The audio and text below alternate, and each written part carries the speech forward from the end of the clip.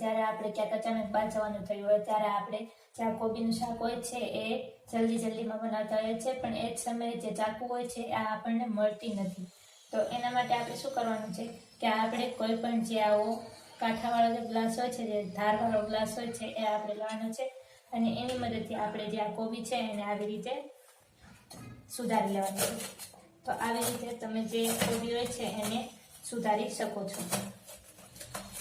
આવી રીતે આપણે ચાકુ ના હોય તો ગ્લાસની મદદથી પણ જે આ કોબી હોય છે એને કટ કરી શકીએ છીએ અને ખૂબ જ ઇઝીલી આને કટ પણ કરી શકીએ છીએ અને એકદમ ઝીણી આપણે આને કટ કરી શકીએ છીએ. તો જ્યારે તમને ચાકુ ના મળે ત્યારે તમે જે આઈડિયા છે એ યુઝ કરી શકો છો.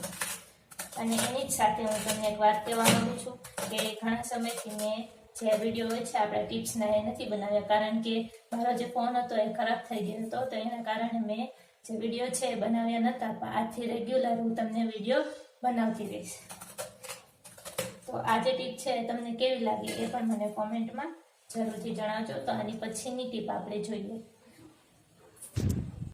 તો નેક્સ્ટ ટીપ મારી તેલ માટેની છે. તો આપણે જ્યારે શાક વઘારીએ ને ત્યારે આપણે જે આ ગરમ તેલ હોય છે એની અંદર આપણે રાઈ અથવા તો જીરું અથવા તો જે લીલા મરચાં હોય છે એ નાખતા હોઈએ છીએ. પણ જ્યારે આપણે આ ગરમ તેલની અંદર રાઈ અથવા તો લીલા મરચાં નાખીએ ત્યારે એ જે લીલા મરચાં ને રાઈ છે એ ઉડીને બહાર આવતું હોય છે.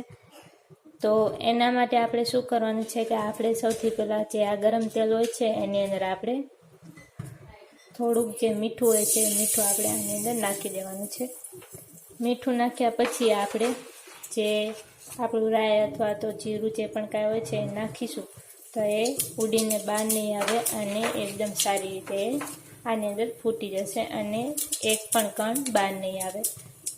તો આ જે ટીપ છે એ પણ ખૂબ યુઝફુલ છે. જ્યારે તમે રસોઈ બનાવો ત્યારે આને યુઝ કરી શકો છો. અને આ જે ટીપ છે એ તમને કેવી લાગી એ મને કોમેન્ટમાં જરૂરથી જણાવજો.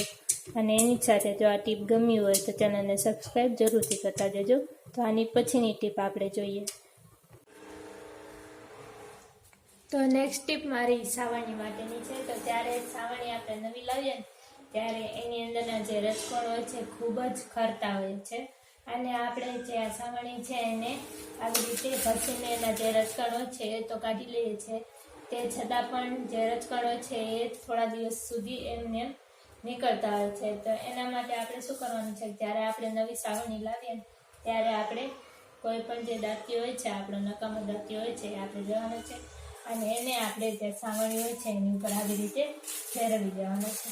આવી રીતે આપણે જે સાવરણી હોય છે એની ઉપર ત્યાં દાંતીઓ છે એને આવી રીતે ફેરવી દેવાનો છે. તો આવું કરવાથી શું થશે કે એની અંદર જે થોડા ઘણા પણ જે કંઈ રજકણ હોય છે એ રહ્યા હોય એ બધા જ રજકણ નીકળી જશે અને તમારી જે સાવરણી છે એ એકદમ સારી થઈ જશે.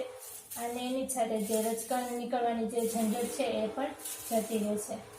તો આ જે ટીપ છે એ તમને કેવી લાગી એ પણ મને કોમેન્ટમાં જરૂરથી જણાવજો. તો આની પછીની ટીપ આપણે જોઈએ. તો સૌથી છેલ્લી ટીપ મારી જે ચોખાનું પાણી હોય છે એના માટેની છે. તો જ્યારે આપણે ચોખા હોય છે એને આપણે ધોઈએ છીએ અને પછી જે એનું પાણી હોય છે એ આપણે ફેંકી દઈએ છીએ, કારણ કે આપણને એવું લાગે છે કે જે આ પાણી છે એ સાવ વેસ્ટ છે, એનો કોઈ યુઝ નથી.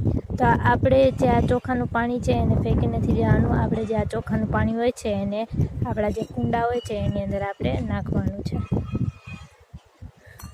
તો એવું કરવાથી શું થશે કે આપણા જે કુંડા હોય છે એની અંદર જે પણ કાંઈ ફૂલ ઉગતા હોય એ એકદમ સારા ઉગશે અને એની જ સાથે જે ફૂલની જે ગ્રોથ હોય છે એ પણ એકદમ સારી થશે અને તમારું જે કુંડું હોય છે ફૂલનું એ એકદમ સારું થઈ જશે.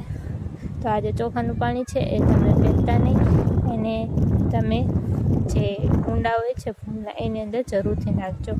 અને આ જે ટીપ છે તમને કેવી લાગી એ પણ મને કોમેન્ટમાં જરૂરથી જણાવજો.